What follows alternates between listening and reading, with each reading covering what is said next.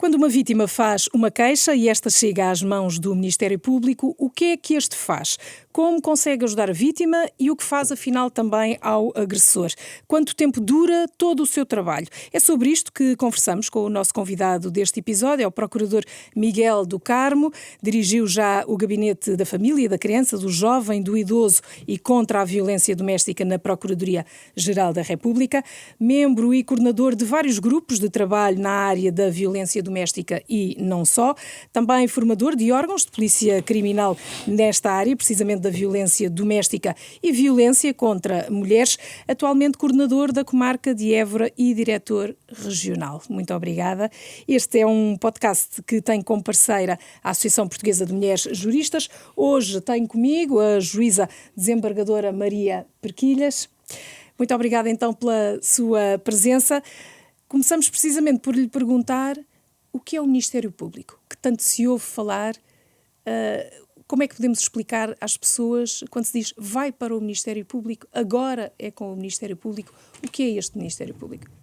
Muito bom dia, muito obrigado pelo convite, é um prazer estar aqui e, acima de tudo, face ao tema que é aquilo que dá mote a estes podcasts. O que é o Ministério Público? A sua pergunta fez-me rapidamente recuar 20 e tal anos e perguntar-me a mim próprio porque é que nessa altura eu escolhi ser magistrado do Ministério Público e para que as pessoas percebam, para mim ser do Ministério Público é ter efetivamente um poder que a lei me dá para fazer o bem. Foi sempre isso que me fez vir para o Ministério Público e é isso que me continua a motivar a ser do Ministério Público.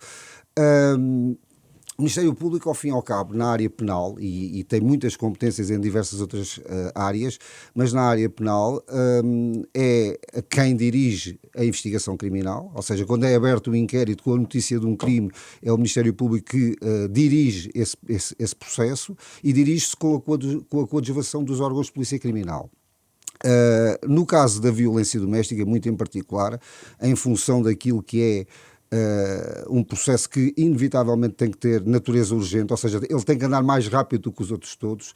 O Ministério Público, e hoje em dia isso é uma prática que é igual em todo o país, é um Ministério Público que mal recebe aquela notícia, tem que olhar para aquela notícia e tem que agir em conformidade, ou seja, tem que perceber o que é que está ali em causa, o que é que tem que fazer de imediato para proteger a vítima e muitas das vezes proteger a vítima é também conter a pessoa agressora naquilo que é a continuação da atividade criminosa, porque são factos que inevitavelmente pelo relacionamento que as pessoas têm entre si obriga a pensar que aquilo que se passou ontem e que deu origem à notícia do crime provavelmente está a passar-se hoje e vai-se passar amanhã e portanto esta ação do Ministério Público é uma ação que tem que ser muito coordenada com as polícias, nesta perspectiva, proteger a vítima, conter a pessoa agressora.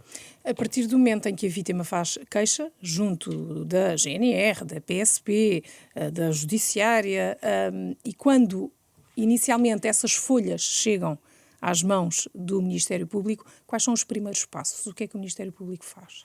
Olha, eu digo folhas, mas hoje há muito digital, não é? É tudo digital hoje mesmo. Supostamente é assim que deveria ser. Contar-lhe um caso concreto, ou um caso concreto que é aquilo que todos os dias chega às mãos de um magistrado do Ministério Público que tem a seu cargo o combate à violência doméstica. Aquilo que tem que ser feito de imediato, em face das ferramentas que hoje em dia existem na área da violência doméstica, é olhar para os factos, aquilo que vem narrado por parte do órgão de polícia criminal que habitualmente recolhe a notícia, recolhe a denúncia, recolhe a participação, e olhar para a ficha de avaliação do risco. Ou seja, que risco é que eu tenho aqui, independentemente daquilo que é o grau avaliado, do baixo, do médio, do elevado, do extremo. Agora existe uma nova categoria há relativamente pouco tempo. Sim, é bom porque o extremo é um sinal de alerta, é um tocar da campainha ainda mais ruidoso para chamar a atenção do que é que poderá estar ali em causa. Ou seja, o Ministério Público olha para os factos, olha para esta ficha de avaliação de risco, olha para o risco e olha para aquilo que pode ser o risco de revitimização, inevitavelmente com aquilo que pode ser um desfecho letal, porque sabemos que os homicídios em contexto de violência doméstica estão aí, estão sempre aí e vão continuar a estar. E, portanto, nós temos que olhar para isto e, no prazo daquilo que a lei fala, que são de 72 horas, desejavelmente deveria ser em menos, mas temos que pensar que também não há mundos ideais, mas neste prazo de 72 horas o Ministério Público obrigatoriamente deve tomar posição relativamente àquilo que são as medidas de proteção da vítima e medidas de contenção do agressor. Falando em português para que todos percebamos, aquilo que o Ministério Público deve fazer neste período é tentar recolher a maior prova possível para que lhe permita emitir mandado de detenção fora de flagrante delito e, se necessário, deter o agressor, sujeitá-lo a um primeiro interrogatório judicial junto de um juiz de instrução criminal e promover e aplicar medidas de coação. Ou seja, este é um protocolo que, se fosse possível aplicar em todos os casos, nós conseguíamos ter um combate muito eficaz à violência doméstica.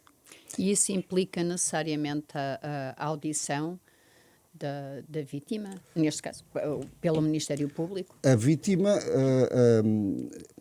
há uns anos, há relativamente poucos anos atrás, mudou-se um paradigma de protocolo no âmbito da recolha da notícia do crime, em que, justamente para se evitar que a vítima seja ouvida tantas vezes e tenha que repetir a sua história tantas vezes, aquilo que se passou a fazer no auto de notícia padrão foi criar um espaço em que, principalmente nos casos em que é a própria vítima a fazer a denúncia, em que a vítima pudesse ou denunciar, desde logo aquela sua narrativa perante o órgão de polícia criminal, pudesse valer, e vale hoje em dia, como uma inquirição formal, como testemunha, como vítima no processo. Essa audição, muitas das vezes, continua a ser feita, e eu falo daquilo que é hoje em dia a minha experiência enquanto coordenador da comarca de Évora, onde existe uma secção especializada do combate à violência doméstica, com uma magistrada do Ministério Público muito experiente e muito capaz nesse combate. E o que é que eu sinto quando vejo os processos, quando falo com ela, quando partilhamos? Nota-se que muitas das vezes nem tudo aquilo que é necessário constar da denúncia e desse primeiro contacto da vítima com o órgão de polícia criminal tem tudo aquilo que deveria ter. E muitas das vezes sentimos-nos na obrigação e temos mesmo necessidade para justificar uma medida mais musculada na perspectiva da emissão de um mandado de detenção fora de flagrante delito, que tenha que se ouvir a vítima. Não vou estar aqui a dizer não, temos um mundo ainda, já temos um mundo perfeito em que tudo está muito bem realizado desde o início, mas ainda não é assim. E não é assim porque todos os pormenores fazem falta. Dou-vos um exemplo muito recente que até se passou comigo, porque por falta de magistrado na altura tive que ter contacto com o processo de violência doméstica no seu início. Os factos vinham lá, estavam bem narrados, não é isso que está em causa. A ficha de avaliação de risco, no entanto, face a determinadas respostas positivas, lançou-me o alerta. E eu no dia seguinte marquei, me pedia para que a polícia, que a senhora fosse ao tribunal ter comigo, e eu fui ouvi-la. Qual foi a surpresa? Isto está há muitos anos registado no manual de atuação funcional para os órgãos de polícia criminal. Esta senhora, que tinha 60 anos, creio eu, já não me recordo se era 60 ou 65, mas ainda é uma mulher nova, não é propriamente uma vítima especialmente vulnerável em função da idade, ainda que na violência doméstica todas as vítimas tenham essa especial vulnerabilidade, mas quando nós temos o contacto visual com a pessoa, o que é que nós vemos? Vemos uma senhora que tinha o aspecto visual de mais 15, 20 anos, tudo isto tem importância, e era uma senhora que locomovia-se através do auxílio de uma canadiana e tinha um problema físico numa perna altamente complicado, que era algo que lhe iria durar para o resto da vida. Ou seja, era uma pessoa que, além de ser vítima de violência doméstica e dessa especial vulnerabilidade, tinha outras incapacidades, outras vulnerabilidades que a fazem ficar ainda mais vulnerável face a este comportamento agressivo. Ou seja, nada disto constava da participação inicial. Ou seja, não havia uma reportagem fotográfica àquela vítima, desde que ela consentisse, e ela consentiu tirar a fotografia quando eu lhe perguntei, e tudo isto transforma a factualidade leva-nos a mais, leva-nos a pensar que, não há dúvida nenhuma, esta pessoa em concreta, esta vítima concreta, merece uma atuação ainda mais musculada, mais eficaz por parte do Ministério Público. Mas o Ministério Público acaba por poder dar orientações e até ordens concretas, mas no âmbito de determinado inquérito, aos órgãos de polícia criminal. Mas pergunto, face a este tipo de exemplos, que infelizmente são muitos, pergunto se não é de articular urgentemente com os próprios órgãos de polícia criminal para que eles até façam diferente. Porque, como diz, e bem, às vezes não são factos relativos à prática do facto criminoso em si mesmo, mas são factos que nos ajudam até a olhar para a pessoa com outro cuidado, digamos assim, até porque o risco acaba por ser maior. Claro. E outra coisa que lhe queria perguntar, portanto, para além desta questão de poder haver aqui uma maior interface ou uma maior coordenação ou até orientação por parte do Ministério Público aos órgãos de polícia criminal, outra questão que lhe queria colocar era o que é que acha de a inquirição das vítimas por parte dos OPCs, os OPCs são os órgãos de polícia criminal, serem sempre gravadas e não reduzidas a escrito. Porque parece-me que a redução a escrito, não é? E isto dizem os estudiosos nestas questões, que acaba por haver sempre alguma interpretação por parte da pessoa que ouve e depois verte no papel. Com certeza, absolutamente de acordo. Tentando ser sintético. Enquanto estive na Procuradoria-Geral da República, quer no tempo da doutora Joana Marques Vidal, a saudosa Joana Marques Vidal, quer no tempo da doutora Lucília Gago, o investimento que foi feito em termos internos foi um investimento estruturado, pensado e com base na elaboração de um diagnóstico que depois teve determinado tipo de passos para a frente. Houve uma diretiva que é histórica para o Ministério Público. Ou seja, nós conseguimos fazer esse diagnóstico e conseguimos avançar dentro das nossas limitações com passos seguros, isto em 2019 e 2020. A atual liderança do Ministério Público mantém essa estratégia relativamente ao combate eficaz à violência doméstica. Agora, nós temos aqui um problema que foi diagnosticado para os órgãos de polícia criminal de referência na GNR, na PSP. Muito se fez em termos de formação. Eu lembro-me que durante o período de Covid passei muitos dos meus dias a dar formação online a todo o país, a todos os agentes e militares, quer da PSP, quer da GNR, que trabalham na violência doméstica. Houve esse investimento, houve manuais de atuação funcional para os órgãos de polícia criminal. No entanto, nós continuamos a ter, quer por parte dos órgãos de polícia criminal, quer por parte do Ministério Público, e não há que desmenti-lo, porque ainda não temos um país a funcionar à mesma velocidade a estes dois níveis. Nós precisamos de investimento, porque nós precisamos de ter polícias especializados e precisamos de ter magistrados especializados em todo o país. Portanto, esta é a primeira referência relativamente àquilo que me perguntou. Desse investimento na formação, no investimento de meios. Não há que dizer que está tudo bem, não está.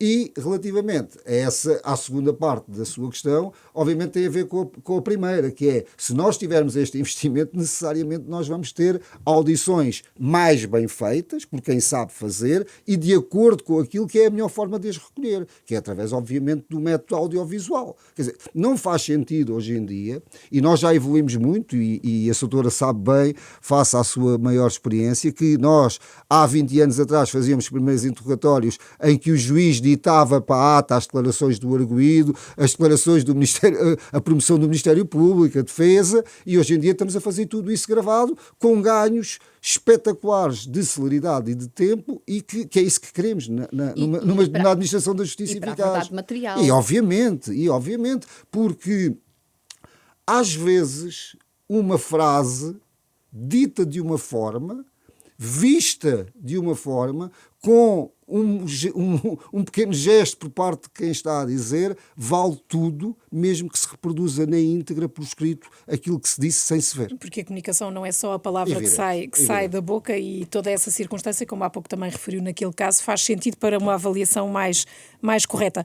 Falávamos há pouco da declaração da vítima, e muito se ouve falar das declarações para memória futura. Certo. O que é isso e em que momento é que acontece ou não, e se acontece sempre ou não?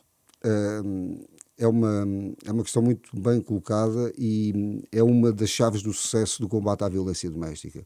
Não só do combate à violência doméstica, mas do combate a determinado tipo de criminalidade que envolve pessoas. E quando digo envolve pessoas, envolve algo que tem a ver com bens jurídicos pessoais, ou seja, aquilo que afeta mais as pessoas.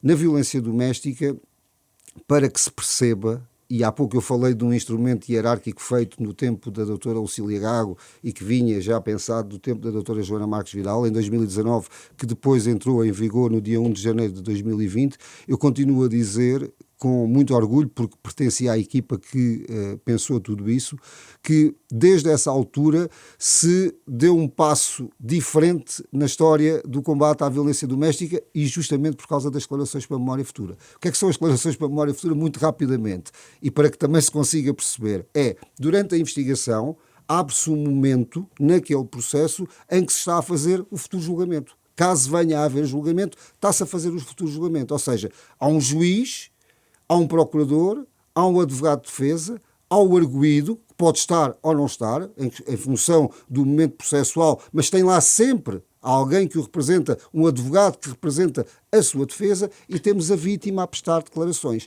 Declarações essas que são prestadas, vamos imaginar, 10 dias, 20 dias depois do processo ter dado entrada, do inquérito se ter iniciado, e se tudo corresse bem, e é para isso que temos que continuar a caminhar, para termos qualidade para correr bem, esta vítima nunca mais tinha que aparecer no processo. Aquelas declarações dela valiam até ao trânsito em julgado de uma sentença, seja ela absolutória, seja ela condenatória. Este é o modelo perfeito, o melhor modelo de proteção da vítima, na perspectiva de não a revitimizar. Ou seja, porque há uma coisa que é fundamental, e isto também tem a ver com as declarações para a memória futura. Muito se fala que o crime de violência doméstica é de natureza pública, ou seja, é o Estado que tem que tratar da violência doméstica, não é a vítima. Já não é só um problema da vítima, é uma questão da comunidade. Por isso é que se diz que é público, ou seja, a vítima dá início ao processo porque denuncia, mas pode não ser a vítima que denuncia. Eu posso ter conhecimento, eu enquanto procurador, eu tenho conhecimento daquele facto, eu tenho que iniciar. E isto é um preconceito que continua a persistir, que é, eu tenho que me preocupar sempre com a vítima. Não. Obviamente que a vítima é fundamental no processo, mas sou eu, Estado, que tenho que me preocupar em resolver este caso concreto. E as declarações para a memória futura é isto mesmo, é também isto mesmo, tu prestas aqui estas declarações, porque és fundamental, e eu tenho que saber o que é que se passou, porque tu és a vítima neste processo, mas a partir daí eu tenho que ser capaz para, com qualidade, não precisar mais de ti para que o Estado consiga obter a realização da justiça naquele caso concreto, seja pela absolvição, seja pela condenação. E mesmo em julgamento que seja preciso, só acrescentar aqui uma coisa muito pequenina, mesmo que durante o julgamento, como se sabe, não é? Também se houve o agressor, assim ele queira falar, e se for preciso fazer, neste caso, um contraponto relativamente às declarações de um e às declarações de outro, como é que se resolve? Vamos lá ver. O facto de terem ocorrido declarações para a memória futura não é impeditivo que a vítima tenha que prestar novas declarações. E, como diz e bem, pode surgir algum determinado impasse, alguma determinada questão que, se não puder ser resolvida sem o contributo da vítima, ela tenha que ser chamada. No entanto, e é importante que as pessoas também percebam, porque a nossa lei às vezes diz-se o contrário, mas não é verdade. A nossa lei é uma lei muito completa e muito bem feita no combate à violência doméstica, a precisar sempre de reflexão e de algumas melhorias, mas na sua globalidade ela pode ser considerada uma lei que protege bem a vítima. Se essa vítima for chamada ou tiver que haver necessidade de a chamar novamente ao processo, existem meios para que ela preste o depoimento na perspectiva da sua própria proteção, não tem que estar na frente do agressor. O agressor pode ser afastado, quer dizer, não há aqui, o julgamento pode ser feito à porta fechada. Portanto, há aqui um conjunto de soluções que a lei prevê que, nessa perspectiva, para tentar mitigar ao máximo esse impacto negativo que a sua chamada posterior vai ter para ela própria, claro. Eu gostaria de voltar um momento atrás, só para esclarecer aqui... A senhora doutora Maria Porquilhas é uma especialista em declarações para a memória futura. Ora, é essa. Eu queria só voltar aqui atrás, até para que fique mesmo muito claro para quem nos ouve. Durante toda esta fase inicial de um processo-crime, que começa pelo inquérito, esta fase de inquérito é toda ela dirigida pelo Ministério Público. E o juiz só intervém sempre que estejam em causa direitos, liberdades e garantias. Isto é, sempre que, por qualquer razão, existe a necessidade de haver alguma restrição dos direitos, liberdades e garantias fundamentais. De outro modo, o juiz não interfere com nada daquilo que se passa no inquérito. Esta questão que o Dr. Miguel Ângelo do Carmo estava a explicar, obviamente que, para que valham em julgamento estas declarações, aí sim, é chamado o juiz, porque o Supremo Tribunal de Justiça já explicou e decidiu que as declarações para memória futura consubstanciam uma abertura antecipada da audiência de julgamento na fase que pode ser quer de inquérito, quer até na fase da instrução. Portanto, ou seja, tem que ser sempre num momento ou numa fase anterior à fase do julgamento. Portanto, isto dito, eu tenho entendido que estas declarações para memória futura devem ser prestadas no prazo máximo das 72 horas. Como sabe, tenho decidido isto assim. Porquê? Porque a própria lei as enquadra dentro do capítulo da lei que respeita aos meios de proteção da vítima. E, portanto, sendo um meio de proteção da vítima, então elas têm que ser realizadas no mais curto espaço de tempo. Quando tudo está mais fresco, não é? Tanto a memória como... E não só, repare, é que nós não podemos olhar para uma investigação ou até um julgamento de violência doméstica sem esquecer que a maioria das vezes estas vítimas, apesar de irem fazer uma denúncia, muitas vezes voltam para casa para junto do agressor. E, simultaneamente ao processo, há toda aquela fase do enamoramento, do ciclo da violência doméstica, e muitas vezes estas vítimas, depois, quando são chamadas, já não querem prestar declarações. Porque naquele momento até fizeram as pazes. Porque ele voltou a prometer. Eu digo ele porque são mais os crimes em que os arguidos são homens. E que mesmo essa negação de declaração continua a ser um direito, independentemente deste enquadramento que estamos a fazer. É um direito, é um repare, direito da vítima. A vítima até pode ter contado tudo ao órgão de polícia criminal, tudo aquilo que se passou no momento em que ele levou a apresentar a denúncia.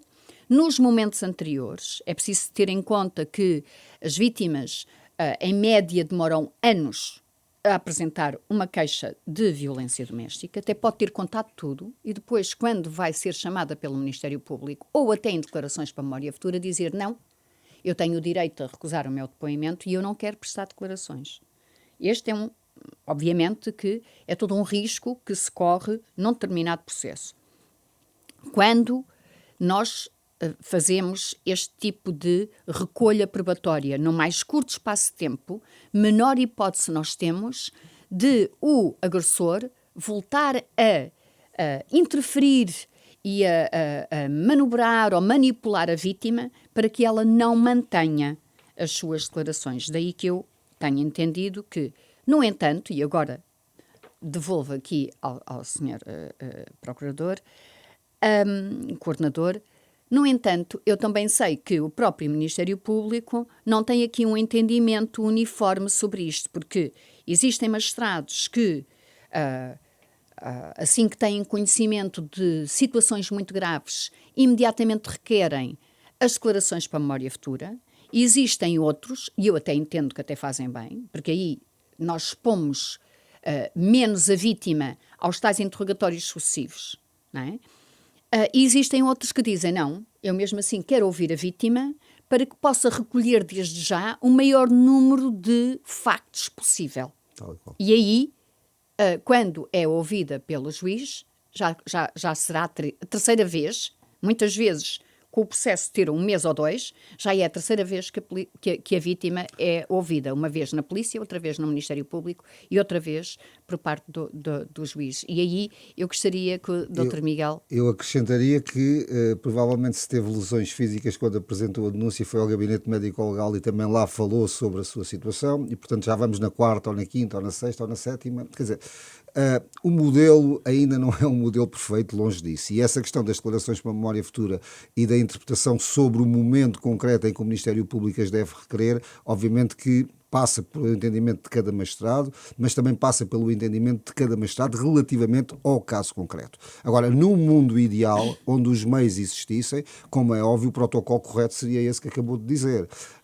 Ou seja, uma denúncia completa, do ponto de vista da narrativa factual daquilo que é o caso concreto e que permitisse ao Ministério Público, com a articulação com o Sr. Juiz de Instrução Criminal, com as organizações de apoio à vítima, caso existissem em todos os diapos deste país, que também é um problema de falta de meios que não existem, e, portanto, no mundo ideal, como é óbvio, o protocolo deveria ser este.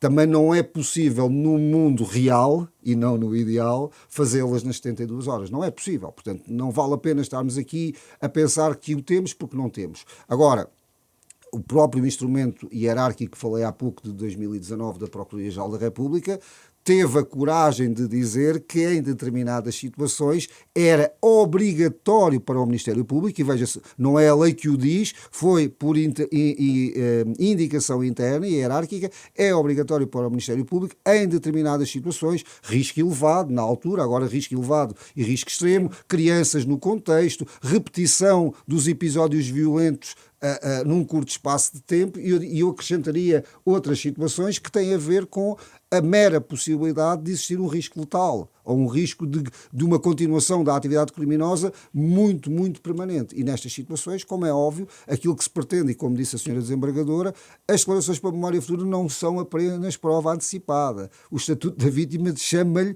com coragem, porque é a própria transposição da Diretiva Europeia, é uma medida especial de proteção. E, portanto, nós temos que mudar o paradigma, porque, e a doutora sabe isso muito melhor do que eu, até 2020, o artigo que falava, e que é o mesmo que fala atualmente do Código de Processo Penal, que é o artigo 271, que fala das declarações para a memória futura, não tem lá como casos obrigatórios as situações de violência doméstica. Foi o Ministério Público que criou essa obrigatoriedade através de um instrumento interno. O próprio Estatuto da Vítima não fala, nem teria que falar, porque o Código de Processo Penal, nem a Lei 112 de 2019 consigna essa obrigatoriedade. Diz apenas que é uma medida especial de proteção. Ou seja, o paradigma para a atuação funcional, quer do Ministério Público, quer dos senhores juízes de instrução, e temos que dizer, porque isto é importante, em 2020, quando o Ministério Público começou a aumentar num número muito expressivo os pedidos de declarações para a memória futura, tivemos, por parte dos senhores juízes de instrução criminal, uma grande resistência em deferir estes pedidos.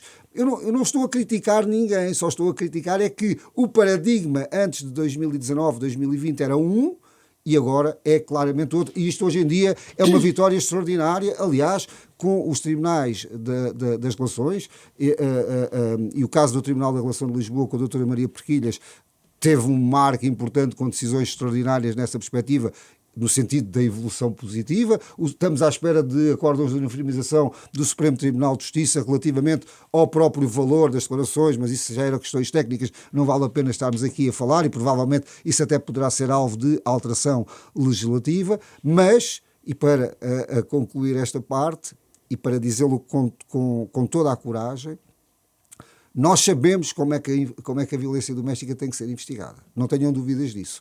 Agora, precisamos de qualidade, e essa qualidade é uma qualidade formativa. Precisamos de alterar ainda alguns preconceitos que persistem na cabeça de polícias, de procuradores, de juízes de instrução, de advogados, de todos, da comunidade em geral, e precisamos de meios. Mas como é que se faz essa parte? Ou seja, uma coisa são as formações que se têm uma, duas, às vezes só uma vez por ano e nem sempre todos os anos.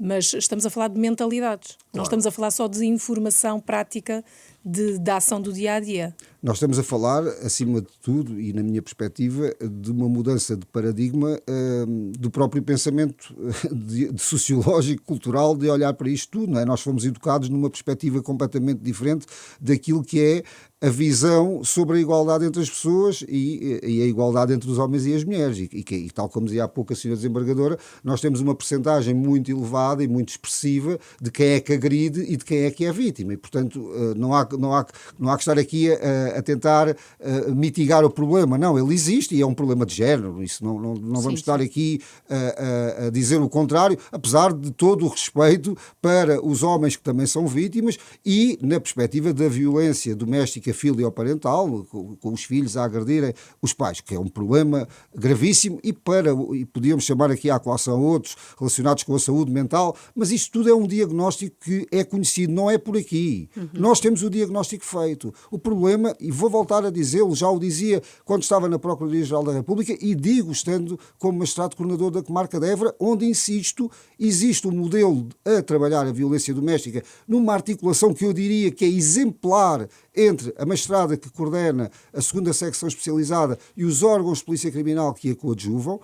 É uma articulação espetacular, inclusive com as organizações de apoio à vítima que a Évora também possui, mas não temos meios. Quer dizer, eu tenho uma magistrada apenas para, quando eu lhe queria atribuir, por exemplo, todos os processos de violência doméstica da comarca, Vila Viçosa, Estremoz, mas não consigo, porque ela sozinha não vai conseguir. Ou seja, os órgãos de polícia criminal também não conseguem dar a resposta eficaz que era pretendido. Eu não consigo ter um gabinete de apoio à vítima no DIAP de Évora. E não consigo ter porquê? Porque o Estado não... Porque quem pode dar estes recursos não os dá. Ou seja, eu não estou aqui a fazer nenhuma crítica política, eu já o disse há uns anos atrás, porque eu estive, na altura quando estava na Procuradoria-Geral da República, era eu que articulava com as organizações de apoio à vítima que deram origem aos gabinetes de apoio à vítima em alguns DIAPs, e eu na altura uma das coisas que me fazia muita confusão na minha perspectiva de querer chegar mais além era porque é que só se criaram 6. E porquê é que agora só se criaram mais 2? E acho que agora são 14 ou são 15. Mas nós temos 23 comarcas. Porquê é que as vítimas do litoral, ou que residem no litoral do país, têm mais um recurso do que as vítimas que vivem no interior? Mas conseguiu a resposta a essa questão? Ou seja, não consegui. Porque estamos a falar de dinheiro. Estamos a falar de dinheiro, e isso é público, porque os protocolos estão divulgados. E na altura, agora já não me recordo em concreto, mas estávamos a falar de 20 e tal mil euros por ano para cada gabinete de apoio à vítima criados nos departamentos de investigação e ação penal. E era fácil fazer a conta multiplicando por 23. E estávamos a falar na altura de €500 mil por ano. Do ponto de vista do orçamento do Estado, parece que €500 mil não terá qualquer tipo de expressão. E quando se diz que se quer combater a violência doméstica, tem que se dar meios a quem a combate. E eu continuo a insistir no mesmo, que é formação para os órgãos de polícia criminal, meios para o Ministério Público. E há aqui um fator-chave ainda que me esqueci de dizer e que não posso também deixar de o dizer, até em face da experiência recente de ter voltado à comarca e a liderar uma comarca. Não há oficiais de justiça. Como é que, ainda há poucos dias li uma notícia em que secções especializadas integradas de violência doméstica, que são também fruto da coragem, quer da doutora Joana Marques Vidal, quer da doutora Lucília Gago, e que é a atual liderança do Ministério Público, também as mantém, porque percebe que este é um dos modelos que pode ser também a chave do sucesso, mas estas secções especializadas, que existem apenas em alguns locais, portanto também não existem no país todo, e não existem porque o Estado não dá meios para que existam, não têm funcionários. Eu tenho, neste momento, em Évora, nesta secção especializada da violência doméstica, uma única oficial de justiça. É extraordinária, é uma pessoa que dá capacidade de resposta, mas eu queria ter 2 ou queria ter 3 para poder alargar o modelo que funciona bem em Évora a toda a comarca. E quando eu digo Évora, multiplico pelo país todo. E ajude-nos a perceber com quantas pessoas então é que trabalha a secção e qual é a tramitação que tem nesta altura? Só para as pessoas terem ideia de um volume pontual. Estamos a falar de Évora. O caso de Évora é um caso que estamos a falar de uma Estamos a falar de uma comarca. Uma comarca implica, chama-se Évora, mas depois tem Vila Viçosa, tem Estremoz, tem Redondo, tem Reguengos de Monsaraz, portanto tem todos os núcleos. É uma área muito grande do ponto de vista territorial. Mas, em termos de expressão daquilo que é uma comarca, diria que é uma pequena, média comarca, a nível, fazendo uma análise nacional. Eu, neste momento, na comarca, incluindo todos os núcleos, eu tenho uma média anual de 500, 600 processos de violência doméstica. Eu queria que esta magistrada especializada... Com uma magistrada, com uma funcionária... Não, espera. Eu queria que esta magistrada que está especializada só para Évora pudesse fazer toda a comarca. Mas para isso precisava de meios. E aí era só ela, que é o que existe agora, não é? É aquilo que nos está... Repare, era um exagero atribuir 600 ou 500 processos a uma magistrada só, processos de violência doméstica a uma magistrada só. Não poderia ser, mas se houvesse meios, se houvesse investimento, esta magistrada, que é uma magistrada sénior, que é uma magistrada com uma larga experiência, deveria ter ao lado dela um magistrado mais novo, a quem ela pudesse transmitir os ensinamentos que tem e como é que se faz um combate eficaz à violência doméstica, e o objetivo era que aquilo que ela faz hoje em Évora e com grande esforço faz também um pouco para Montemoro Novo, que também é outro dos núcleos da comarca da Évora. Eu queria era que ela fizesse a toda a comarca, mas não tenho meios. E não tenho meios porquê? Porque não tenho magistrados. E porque ela é uma magistrada de referência, ainda assim acumula violência doméstica com criminalidade sexual e ainda faz ofensas à integridade física. Porquê? Porque eu não tenho magistrados. Percebe? Ou seja, esta falta de meios, este estrangulamento a que o Ministério Público chegou, é altamente prejudicial para um combate eficaz à violência doméstica, à criminalidade sexual. Quer dizer, e só o grande espírito de missão que colegas como esta, e porque estão espalhados também pelo país todos, aliás, eu acredito que todos os colegas que trabalham hoje em dia em exclusividade ou quase em exclusividade de violência doméstica, não têm as condições necessárias, quer do ponto de vista pessoal, quer do ponto de vista profissional, para estarem com a devida serenidade para combater este fenómeno. Porque este fenómeno, a violência doméstica, até há bem poucos anos atrás, era olhado como um processo de crime que era ofensas à integridade física praticadas entre marido e mulher, mas não é. Mas esse salto já o demos. Já conseguimos perceber que é algo mais e é algo muito complexo, porque um vizinho pode dar uma bufetada no vizinho e provavelmente nunca mais se falam, ou não vão gostar nunca mais um do outro, mas a probabilidade de algum deles vir a dar uma nova bufetada é baixa. Na violência doméstica não é. É muito elevado. É muito, muito mesmo. E regressávamos então só aqui eu também. Queria só falar aqui de uma questão que o Dr. Miguel aflorou e que é realmente muito relevante e muito preocupante e que tem a ver com esta discriminação de género. E o que se verifica nos processos é que, a determinada altura, eu digo isto verifica-se nos processos porque, em termos de tribunal da relação, nós temos os recursos e, a nível dos recursos, pode ser impugnada a matéria de facto. E se quem impugna a matéria de facto o fizer devidamente, o juiz do tribunal de recurso irá ouvir a prova, irá analisar todos os elementos que tem no processo. E quando nós vamos ouvir a prova, e é visível, é audível, entra-nos por todos os sentidos uma clara culpabilização da pessoa da vítima. Mas a senhora foi ao hospital? Mas ficou com nódoas negras? Portanto, se a vítima, se não houver uma violência física altamente marcada, dificilmente vão acreditar. Se não tiver ido ao hospital, dificilmente vão acreditar. Imaginemos agora uma vítima que ela não faz queixa. Eu tive há pouco tempo uma situação assim. Ela não fez queixa. Foi alguém que fez por si. E isto foi valorado e foi dito no processo de que, se fosse realmente grave, se houvesse realmente aqueles factos, ela teria apresentado queixa. Portanto, ou seja, às vítimas de violência doméstica existe-se prova de que aquilo efetivamente aconteceu, e mais, e chega-se ao ponto de se fazerem perguntas relativamente à intimidade, ao modo de vestir, ao modo como se relaciona com os outros, porque o arguido muitas vezes invoca que são só ciúmes e acaba por se justificar nas decisões muitos atos de violência doméstica, porque é normal o homem ter ciúmes da sua mulher, mas com sentido de posse. E isto, de facto, é uma questão muito, muito, muito preocupante. E, portanto, é preciso trabalhar este tipo de bias, este tipo de preconceitos. E aqui eu estou a fazer esta intervenção também para chegar àquilo que a Liliana há pouco afirmou. É que formação existe. E muita.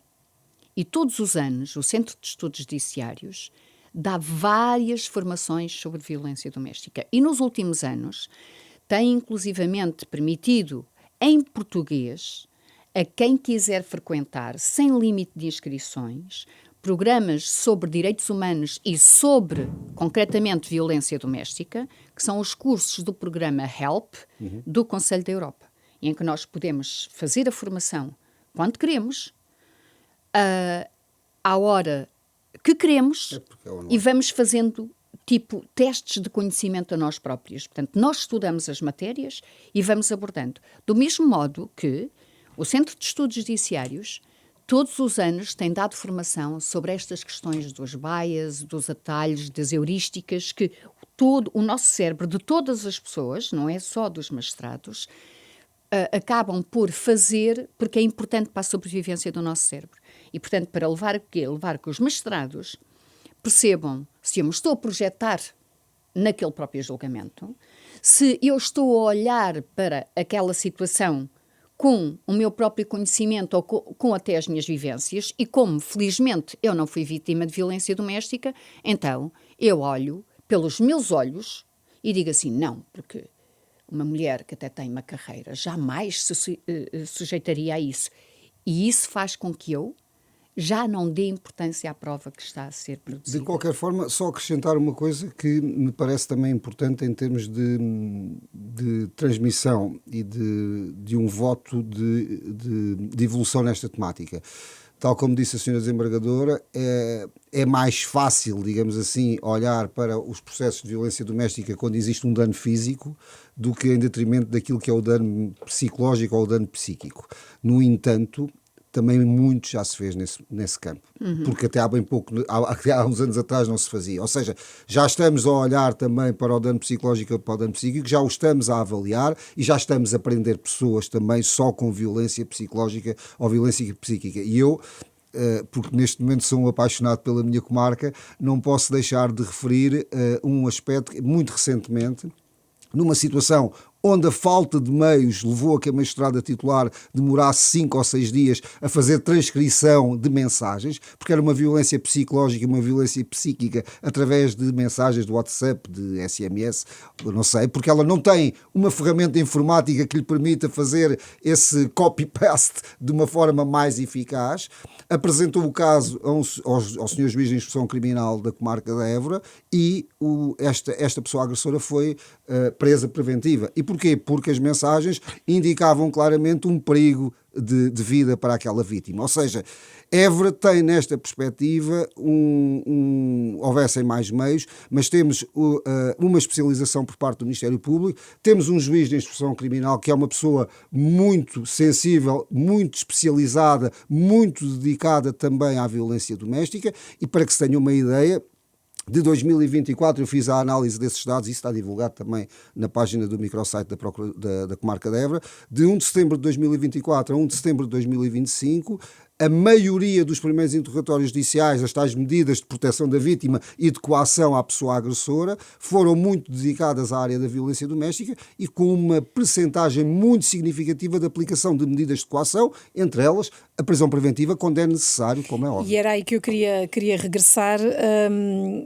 Há pouco, no trajeto que fomos fazendo e na explicação que fomos fazendo do papel do Ministério Público, há medidas de proteção previstas para a vítima, mas há também as tais medidas de coação para o agressor. De uma forma breve, conseguimos explicar o que é que está previsto para um e para o outro, num caso e no outro? A panóplia é grande. Vamos lá ver. Eu não gosto de dizer que para as vítimas a colocação numa casa de abrigo é uma medida de proteção, porque efetivamente que o é, mas que não pode continuar a ser utilizada da forma como está a ser utilizada, porque a casa de abrigo devia funcionar, que é, eu tenho uma situação em que detecto uma vítima que está num real perigo de vida, num real perigo de vitimização muito grande para a sua saúde, eu tenho que a afastar do agressor, mas afasto-a durante de uma semana, 2 semanas, colocando-a numa casa de abrigo. E porquê 1, 2 semanas? Porque é o tempo que minimamente necessário para que eu consiga recolher prova para deter a pessoa agressora responsável por colocar aquela vítima numa casa de abrigo e aplicar-lhe uma medida de coação que permita retirar a vítima da casa de abrigo e colocá-la em casa, colocá-la em liberdade, porque a casa de abrigo é quase uma prisão para uma vítima que, obviamente, não tem que estar ali, ela tem que estar no seu meio. Portanto, esta medida de proteção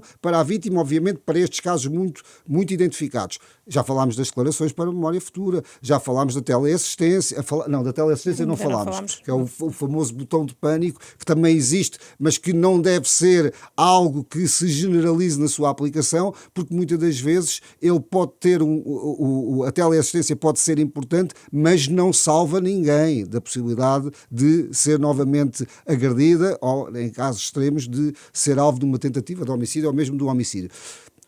Falando de medidas de coação para o agressor, a panóplia é grande e é todas as medidas de coação que estão estabelecidas no Código de Processo Penal e na lei especial para a violência doméstica, mas aquelas que surgem mais frequentemente aplicadas, obviamente a prisão preventiva naqueles casos em que não há mais nada a fazer. Eu costumo dizer que é o cartão vermelho à pessoa agressora, porque efetivamente não lhe podemos dar, numa linguagem futebolística, um cartão amarelo, mas depois temos as medidas de afastamento e essas são muito importantes, muitas das vezes também controladas do ponto de vista à distância, do ponto de vista da possibilidade de saber se o agressor se está a aproximar da vítima. Esta é uma medida de coação que é muito, muito aplicada e que não se pode deixar de dizer que é eficaz. E obviamente que, sendo a medida coativa de privação de liberdade, sendo aquela que é a última das rácios a aplicar, esta surge muitas das vezes. E diria que, e depois a proibição de contactos, completa, ou seja, não haver qualquer tipo de possibilidade de contacto.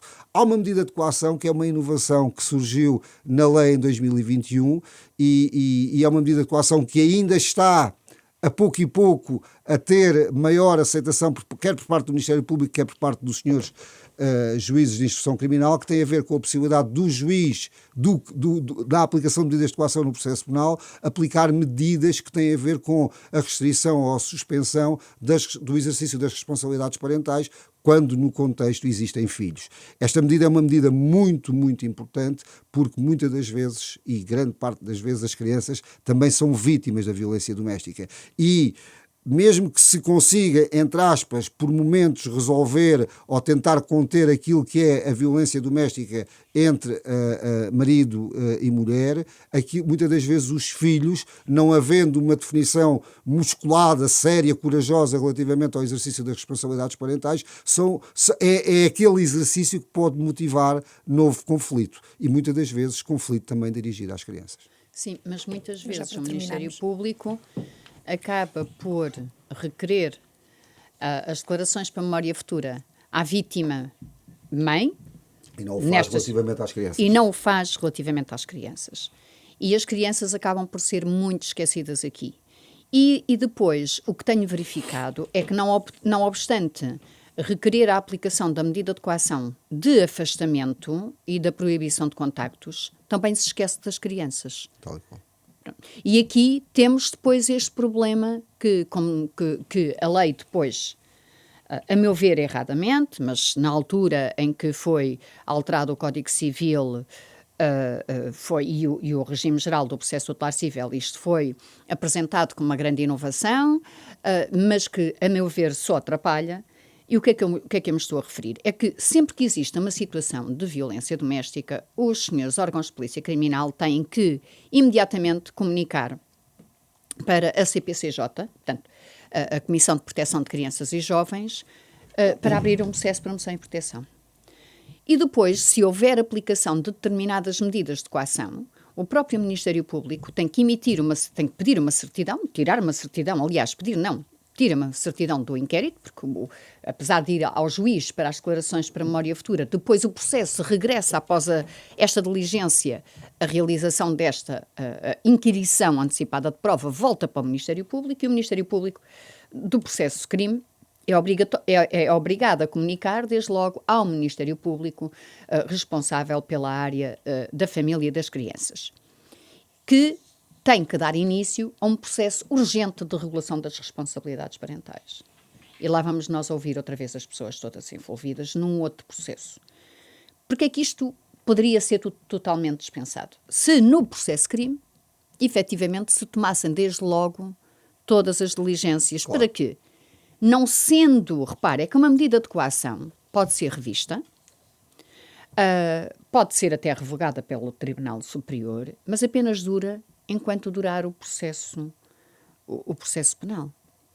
Enquanto não for proferida uma decisão final, seja ela condenatória ou absolutória, transitada em julgado. Portanto, tem uma duração temporária delimitada no tempo. Aliás, a maior parte das medidas de coação nem dura ou pode não durar o tempo todo do processo. Enquanto que a abertura de mais 2 processos, um na CPCJ, outro no Ministério Público, salvo seja, no Tribunal, no Juízo de Família e Crianças, imaginem que já estamos aqui a triplicar a ação de Estado. Essa solução é uma solução que está também diagnosticada. Essa solução está diagnosticada e passaria muito por uma implementação daquilo que os espanhóis já têm, que é um tribunal que se fosse apenas dedicado para todas as questões, ou um processo para todas as questões relacionadas com a violência doméstica. Mas o problema é antecipar esta tutela. O problema é antecipar esta tutela, muitas vezes para o início do próprio processo penal. Claro. E é mais uma das temáticas, como dizes, muito se tem feito e vai-se evoluindo, e ainda bem, neste crime e noutros também. Muito obrigada pela vossa presença. Terminamos aqui este episódio de Romper o Silêncio sobre o papel do Ministério Público neste crime de violência doméstica. Ajude-nos a partilhar este conteúdo.